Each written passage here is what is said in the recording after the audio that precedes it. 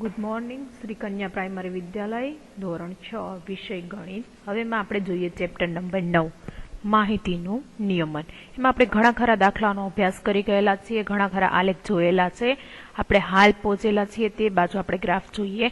આલેખ નંબર 23 ઉદાહરણ 10. બરાબર, ઉદાહરણ 10 આપણે પહોંચ્યા છીએ. જોઈએ શું કે છે. નીચેનું કોષ્ટક ઇમરાનના કુટુંબની જુદી જુદી વિગતોનો માસિક ખર્ચ છે એ તમને શું કરે છે, બતાવે છે કે એના મહિનાનો ખર્ચ છે એ કેટલો છે. તો એ જોઈએ ઘર ભાડાનો કેટલો છે, ખોરાક, શિક્ષણ, વીજળી, પરિવહન, પરચુરણ બધું. આ તમને એવું કે છે વાય અક્ષ ઉપર 1 એકમ લંબાઈએ 200 રૂપિયા લેવાના છે. તો ચાલો આપણે લેતા જઈએ અને ગ્રાફ દોરીએ. બરાબર, ગ્રાફમાં તમને એક્સ અક્ષ અને વાય અક્ષ તમને બતાવેલો છે, એટલે તમારે એક્સ અને વાય અક્ષને છે અનુરૂપ જોતું રહેવાનું રહેશે. તો ચાલો જોઈએ. એક્સ અને વાય અક્ષ તમને બતાવેલા છે. હવે એના પર આપણે લેતું જવાનું છે ક્યાં ક્યાં કેટલા છે. તો પહેલા તમે ચાલુ ક્યાંથી કરશો, તો આપણે જોઈએ 200, 400, 600, 800 એવી રીતે તમારે લખતા જવાના છે. પેલું આવશે અહીંયા શું લખો, 200, 400, 600, બરાબર, 800, 1000, કેટલા 1000, બરાબર. એટલે તમે 1000 છે એ રીતે તમે અલગ અલગ બધા સંખ્યા છે એ દર્શાવતા જાઓ. તો આપણે ત્યાર પછી જોઈએ 1000 દર્શાવ્યા. હવે ત્યાં પછી આપણે જોઈએ 1200, બરાબર, 1400, 1600, 1800, 2000. તમારે તો વ્યવસ્થિત ક્લિયર રીતે દર્શાવવાનું રહેશે હો, કેમ કે 2000 પછી અહીં તમારે લખવાનું રહેશે ઉપર 2000 પછી તો કે 2200, 2400 એવી રીતે તમારે દર્શાવવાનું રહેશે. હવે આપણે ગ્રાફ જોઈએ. પેલું ઘર ભાડું કહે છે. શું કહે છે? ઘરનું ભાડું. ઘરનું ભાડું છે એ કેટલું થાય છે એ આપણે ખાસ કરીને જોવાનું છે કે એનું ઘરનું ભાડું છે એ કેટલું ઘરનું ભાડું છે એ ચૂકવે છે. તો ઘરનું ભાડામાં આપણને કેટલા કહે છે? 3000 કહે છે. કેટલા કહે છે? 3000 ચૂકવે છે. તો ઘરના ભાડામાં તમે જુઓ તો તમારો ગ્રાફ અહીં પેલું નીચેથી આપણે ઘરનું ભાડું અહીંથી લેશું, બરાબર. તો ઘરના ભાડામાંથી તમારે ગ્રાફ લઈ જવાનો છે. ક્યાં સુધી લઈ જવાનો છે? તમારો ગ્રાફ ઉપર 3000 કાઉન્ટ થશે, બરાબર છે. આને અનુરૂપ તમારે ગ્રાફ કરવાનો નથી, હું બોલું છું એ ખાસ કરીને સાંભળશે.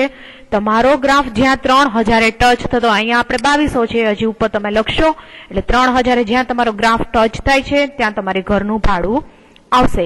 ત્યાર પછીનો આપણે જોઈએ ખોરાક. શું જોઈએ? ખોરાક. તો ખોરાકનું બિલ કેટલું ભરે છે ખોરાક જોઈએ. તો ખોરાકમાં કેટલો ખર્ચો થાય છે? તો કે 3400 નો. એટલે તમારે અહીંથી ગ્રાફ સ્ટાર્ટ થશે તો ઉપર અહીંયા તમે જોશો તો અહીંયા 3400 એ તમારો ગ્રાફ છે, અહીંયા તમારો કમ્પ્લીટ થશે. પણ એ ગ્રાફ છે શેનો થશે? તો કે આપણે જોઈએ ખોરાકનો. ત્યાર પછી જોઈએ શિક્ષણનો. શિક્ષણમાં કેટલો એનો ખર્ચ થાય છે, કેટલા રૂપિયા એના શિક્ષણમાં વ્યય થાય છે. તો આપણે શિક્ષણનો જોઈએ. તો શિક્ષણમાં એને કેટલા રૂપિયા જાય છે? તો કે 800 રૂપિયા. કેટલા જાય છે? 800 રૂપિયા. એટલે અહીંથી તમારો ગ્રાફ છે એ તમારે સ્ટાર્ટ કરવાનો. અહીંથી તમારો ગ્રાફ તમે ચાલુ કરો એટલે જુઓ તમારો 800 ક્યાં અહીંયા આવે છે 800, બરાબર. તો ત્યાં 800 સુધીનો તમારો ગ્રાફ છે ક્લિયર દોરવાનો રહેશે. હવે આપણે ત્યાર પછી જોઈએ. તો ત્યાર પછી આપણને પાછા શેના કહે છે? તો કે વીજળીના. શેના કહે છે? વીજળી એટલે તમારું લાઇટ બિલ, બરાબર. ઘરની અંદર જે આવતું હોય XYZ તે લાઇટ બિલ. તો લાઇટ બિલનો કેટલો ખર્ચો છે વીજળીનો? તો કે છે 400, બરાબર. સૌ નહીવત છે એટલે બે ખાનામાં અહીંયા સુધી જો તમારે 400 આવે છે એટલે 400 તમારે અહીંયા દર્શાવવાના રહેશે. ત્યાર પછી આપણે જોઈએ કે એના પછી શેના કાઉન્ટ કરવાનું કહે છે?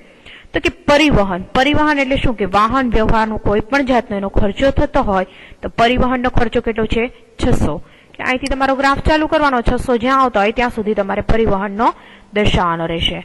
અને ત્યાર પછી તમને શેનું કહે? પરચુરણ ખર્ચો. એટલે ઘરમાં અમુક સામાન્ય આપણે બધા જરૂરિયાતમાં પૈસા લેવાતા હોય અને પરચુરણ ખર્ચો કહે છે, બરાબર. તો પરચુરણ ખર્ચો છે કેટલો થાય છે? તો એ આપણે જોઈએ. પરચુરણ ખર્ચો છે કેટલાનો થાય છે? 1200 નો, બરાબર. એટલે અહીંથી તમારો ગ્રાફ તમે ચાલુ કરો. જુઓ 1200 ક્યાં આવે છે? 1000 અહીંયા એવા 1200, બરાબર. તો 1200 નો ગ્રાફ આવે છે અહીંયા સુધી તમારે લઈ લેવાનો રહેશે. નીચે વ્યવસ્થિત તમારે ગ્રાફ દોરવાનો રહેશે. તમારે ક્યાં લીટી આડાવડી થશે તો ચલાવીશ નહીં, બરાબર. એટલે વ્યવસ્થિત રીતે ડ્રો કરજો. હવે આપણે નીચે બધાની નીચે આપણે લખી નાખીએ ક્યાં ક્યાં શેનો ખર્ચો થયો. આ શેનો છે? પરચુરણ. પહેલેથી તમે સ્ટાર્ટ કરો. પેલું છે ઘર ભાડું. આપણે શેનું આપ્યું? ઘર ભાડાનું આપણે દોર્યું. પછી બીજો ગ્રાફ શેનો દોર્યો? ખોરાકનો. ત્રીજો ગ્રાફ છે એ આપણે શેનો કર્યો? તો કે શિક્ષણનો. શિક્ષણમાં કેટલો ખર્ચો થાય છે આપણે ત્રીજો ગ્રાફ શિક્ષણનો કર્યો. ચોથો કર્યો એ કયો કર્યો? વીજળીનો. કે વીજળી કેટલી. પછીનો કર્યો કયો કર્યો? પરિવહન. અને છેલ્લું કયું છે? પરચુરણ. પરચુરણ ખર્ચો કેટલો થાય છે એનો આપણે ગ્રાફ ડ્રો કર્યો. આ ખાસ કરીને નોટ કરે. ત્યાર પછી હવે આપણે જોઈએ ત્યાર પછીનો ગ્રાફ. બરાબર. સ્વાધ્યાય 9.4 નો દાખલા નંબર પહેલો, આલેખ નંબર 24. શાળાના 120 વિદ્યાર્થીઓ ફ્રી તાસ એટલે શું કે કોઈ લેક્ચરમાં કોઈ પ્રવૃત્તિ પસંદ કરે છે, તેને સર્વ કરવામાં આવે છે, એટલે કે બધાને સર્વે ગણતરી કરવામાં આવે છે. માહિતીનું આખું નીચે કોષ્ટક બનાવ્યું છે. પ્રમાણ માપ 1 એકમ લંબાઈએ 5 વિદ્યાર્થી લઈ અને આ માહિતીનો લંબ આલેખ તૈયાર કરવાનો છે. પસંદગી બધાને એમ કે છે કે એક લેક્ચર એવું કે છે શિક્ષક કે તમને બધાને જે ગમે એ રીતે તમે તમારું કાર્ય કરો. તો અમુક વિદ્યાર્થીઓને રમવું ગમે છે, અમુકને વાર્તાની ચોપડી વાંચવી ગમે છે, તો અમુકને ટીવી જોવું, અમુકને સંગીત સાંભળવું ગમે, ચિત્ર દોરવા ગમે. તે બધું આપણે જોઈએ એનો ગ્રાફ. આપણે ગ્રાફ એનો ડ્રો કરવાનો છે એટલે જોતા જઈએ. બરાબર. હવે એના ગ્રાફમાં આપણને કીધેલું છે તો આપણે પેલા તો કે છે તમને કે 1 એકમ લંબાઈ 5 તમારે લેવાના છે. 1 એકમ લંબાઈ તમારે કેટલા લેશો? 5. તો આપણે પેલા જોતા જઈએ. અહીં આપણે લખીએ 5, 10, 15, 20, 25, 30, 5 નો ગેપ રાખવાનો છે. બરાબર. 35, 40, 45, 50. બરાબર. તમારે તો ઉપર સુધી સમાશે. બરાબર. એટલે મારું જોઈને કરવાનું નથી, તમારે ઉપર સુધી સમાશે એટલે લઈ શકો છો.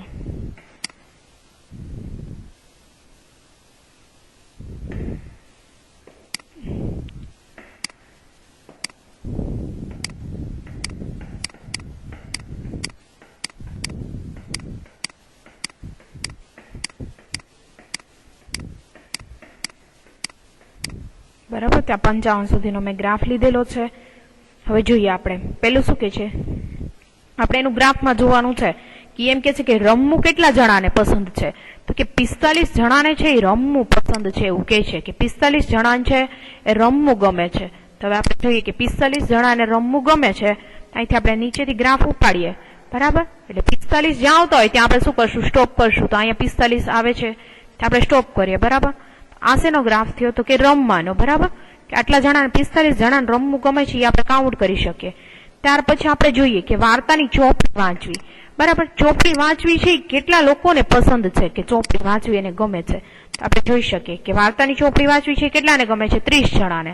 તો 30 નો તમારો જ્યાં સુધીનો ગ્રાફ આવતો હોય ત્યાં સુધીનો તમારે ડ્રો કરવાનો રહેશે. ત્યાર પછી જોઈએ ટીવી જોવું. ટીવી જોવું કેટલા લોકોને ગમે છે? તો કે ટીવી જોવું છે 20 જણાને ગમે છે. કેટલાને ગમે છે? ટીવી જોવું 20 જણાને ગમે છે. તો આપણે જોઈએ 20 જણાને.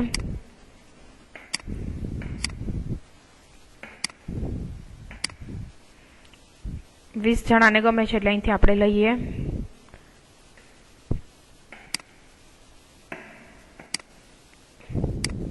બરાબર. 20 જણાનો તમારા અહીંયા સુધીનો ગ્રાફ આવશે એટલે અહીં સુધીનો તમે 20 નો ગ્રાફ ડ્રો કરશો. ત્યાર પછી એમ કે છે કે સંગીત સાંભળવું કેટલાને ગમે છે? હળવું સંગીત વાગે છે, સંગીત સાંભળવું કેટલા જણાને ગમે છે? તો કે 10 જણાને 10 જણાને ગમે છે.